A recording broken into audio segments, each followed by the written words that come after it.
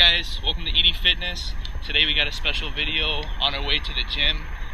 Today's going to be about pursuing your goals, no matter what the cost.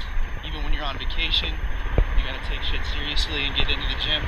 So today we're going to hit some legs. Normally, even being on vacation, I'd go hit some upper body or something just to maintain a pump. But legs is something I'm trying to bring up, so we're going to hit some legs today, so stay tuned. Alright guys, so today I want to talk about a couple of things. I'm going to tell you basically what I'm doing here throughout the workout, but I also just want to kind of touch base on just a couple things. Just one thing I want to talk about is the mindset that you have to have if you want to achieve your short-term or your long-term goals. Right now, I'm on vacation right now. I'm in LA visiting my buddy. But even though I'm on vacation, I'm still training legs, you know. Legs is a weak point for me. It was in my show. I had decent hamstrings and I had some decent glutes and calves, but my quads, in my opinion, my quads were terrible. They needed a lot of work. They looked just very immature. So that's basically been the focus of my training right now. Everything else has always been pretty solid upper body wise. But legs have always been something I've needed to bring up. So legs have been trained twice a week. Sometimes I don't even, as long as they're recovered, I'll train them again. They're like the first thing on my list to train. So what I started with this workout coming in, I really been kind of trying to focus on my quads first before I get worn out or anything. So I started with hack squats here. Started before the workout even started or anything. I warmed up with leg extensions, did about 3 or 4 sets of that, 20 reps, kept it moderately light just to get warm, jumped into hack squats here, did 1 plate. Usually what I'll do is I'll do 1 plate for 20 reps just to keep them warm. I jumped to 2 plates for 15 reps, 2 plates and a quarter for 15 reps, 3 plates usually for 15 reps.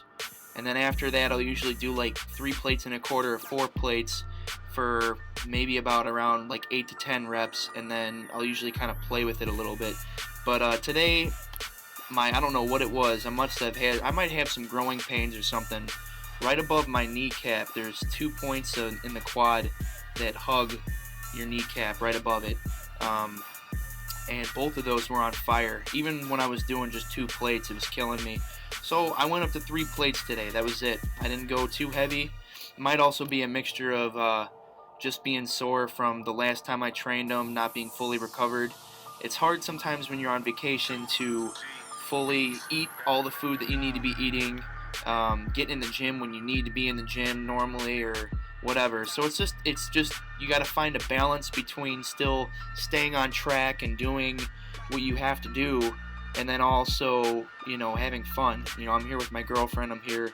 My best friend just moved out here, so I'm here to have fun too. But at the same time, if you have goals that you need to pursue, you know, you need to set some time aside and work on those as well. So after hacks, jumped into some seated calf raises. I'm trying to get stronger with these right now. If you watched my other calf video, I talk about how I would much rather load a decent amount of weight on like this machine or any other calf raises or whatever, and really get the full squeeze and the full contraction than just load a crap ton of weight on here and just bounce up and down.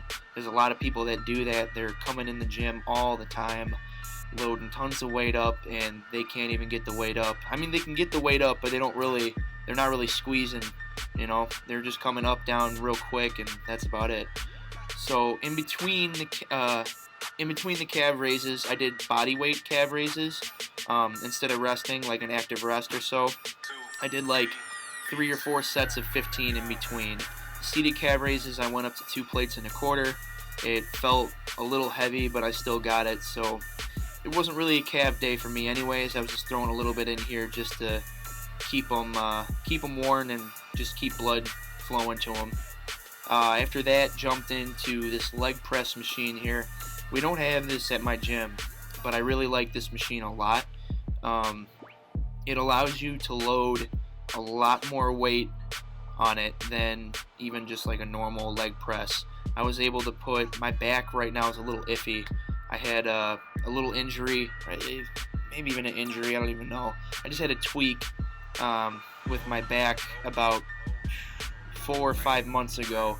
Right after my show, I was doing strength training, heavy squats, and I was shooting, my strength was just going through the roof. I was making PRs every single week. Every time that I stepped in the gym, I made a PR.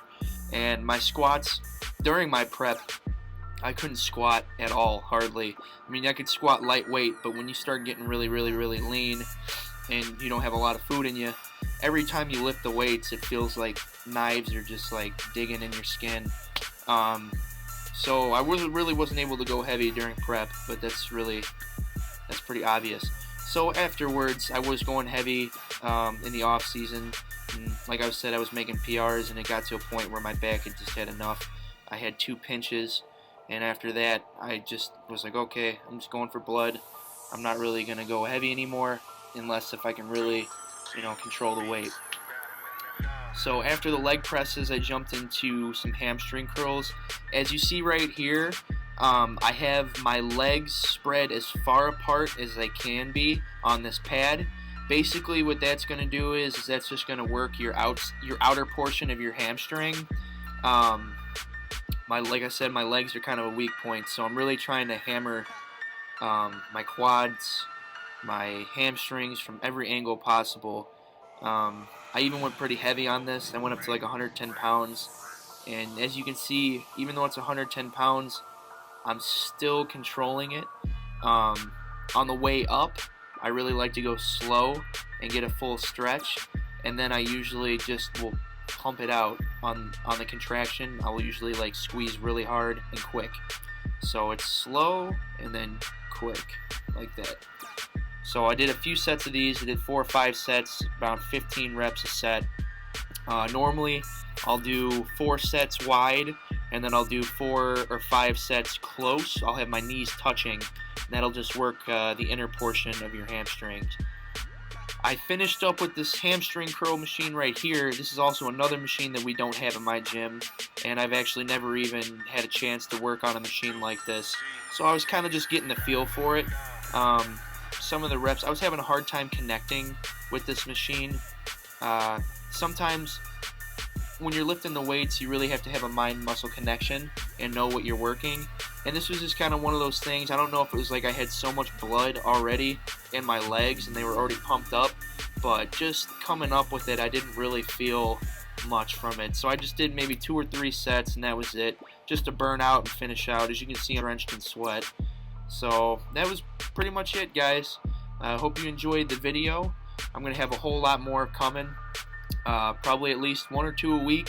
So stay tuned for more videos, guys. If anybody has any suggestions of a video that you would like me to post, let me know, and I will do that for you. Make sure to comment, like, and subscribe to my channel, guys. If you want to see more good stuff, just let me know. I'll keep stuff posted, and just stay tuned. Thanks, guys.